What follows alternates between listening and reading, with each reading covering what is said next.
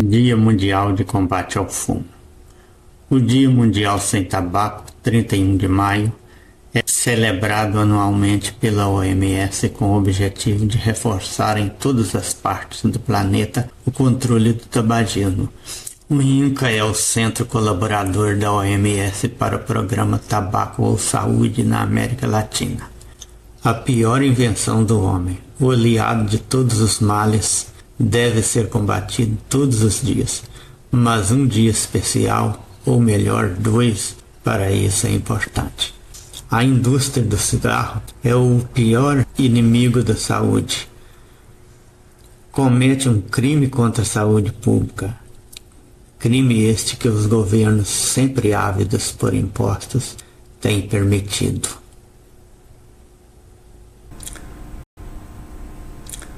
Um crime contra a saúde pública admitido como atividade legal.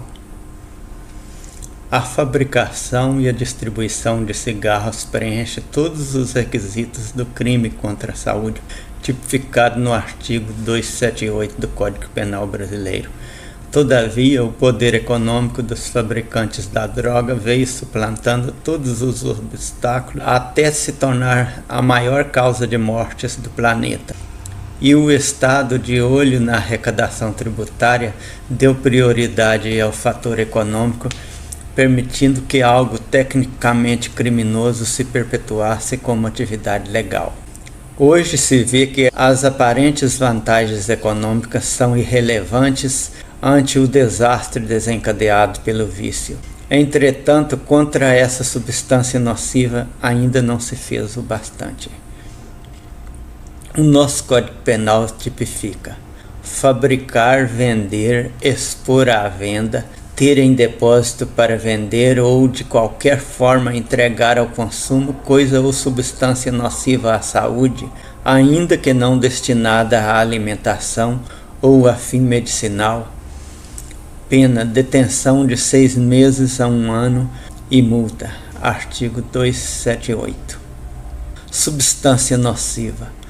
Os vários atos constituintes do crime sintetizam-se na expressão de qualquer forma entregar ao consumo.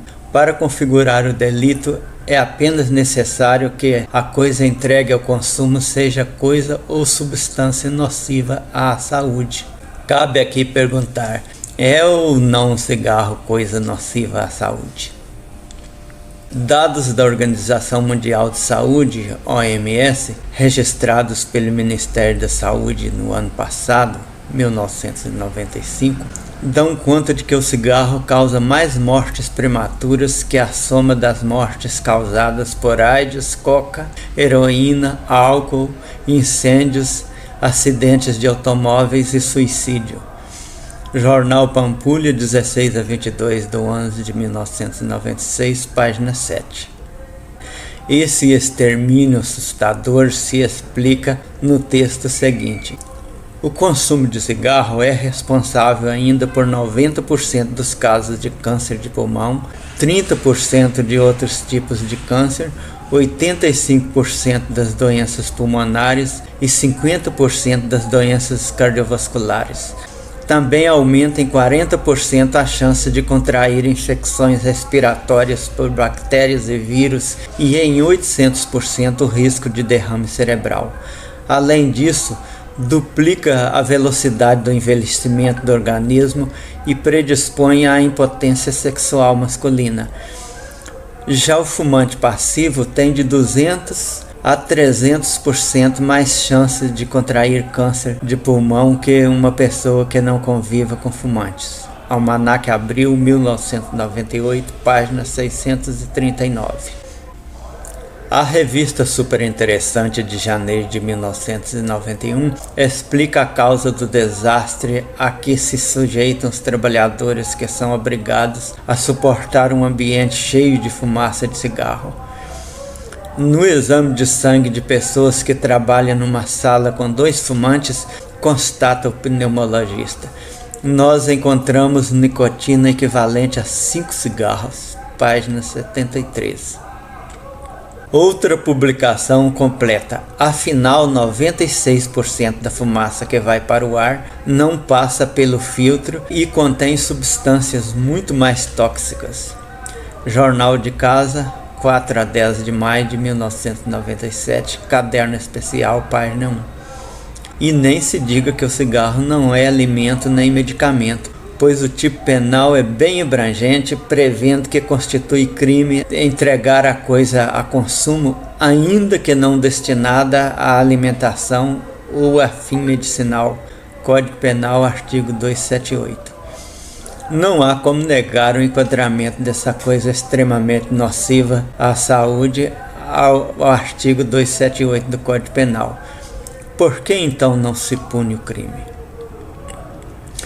Como o interesse econômico sempre falou mais alto do que o respeito à vida e à saúde, o descaso dos governantes, ávidos por tributos e sensíveis às pressões dos poderosos grupos econômicos produtores da droga, mormente em países subdesenvolvidos como o nosso, sempre tornou excessivamente lento o progresso jurídico contra essa indústria assassina, enganando-se, porém, como informa uma revista. Se o governo arrecadou no ano passado de impostos sobre o cigarro 70 bilhões de cruzados, gastou o dobro, ou seja, 140 bilhões em tratamento das doenças decorrentes do uso do fumo e também em pensão para os incapacitados. Doutora, Revista Médico-Científica, abril 88, página 35.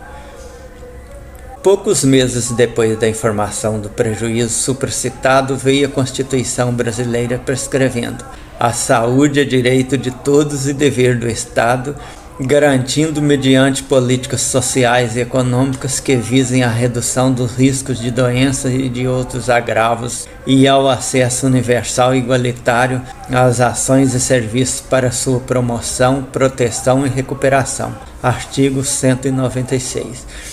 Isso pediu urgência na proibição do cigarro nos ambientes de trabalho, visando a redução dos riscos de doença, o que veio anos depois com a Lei 9.294 de 96, que preenche também a previsão do artigo 220, restrição à propaganda. Reza a Lei 9.294 de 96. Artigo 2º. É proibido o uso de cigarros, cigarrilhas, charutos, cachimbos ou de qualquer outro produto fumígero derivado ou não do tabaco em recinto coletivo, privado ou público, salvo em área destinada exclusivamente a esse fim, devidamente isolada e com arejamento conveniente.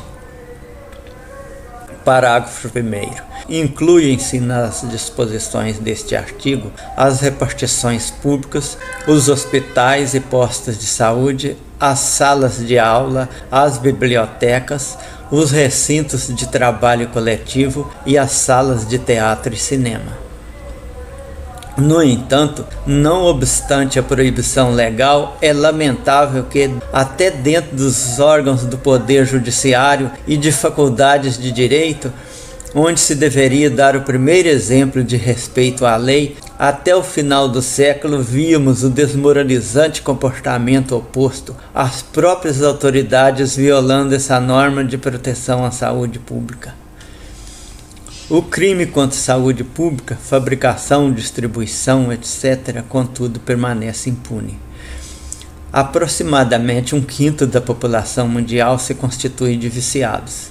Parece não ser número suficiente para justificar a impunidade de um crime. Entretanto, os 4/5 não têm defendido seu direito contra os poluidores do ar. Espécie legal existe. O país carece de ação em combate a esse crime que cometem contra todos nós. O mais intolerável desse crime não punido é que suas vítimas, os viciados, danificam não somente a si próprios, como também aos seus filhos, seus colegas de trabalho, tornando mais penosa e insalubre sua jornada. Contudo, não obstante provado que o gasto decorrente do vício é 2 vezes maior do que o imposto sobre ele arrecadado, ao invés de ampliar o combate, Existe até intenção de liberar outras drogas atualmente proibidas, como é o caso da maconha. Fonte Livre-se do Cigarro, 1999, páginas 87 a 94.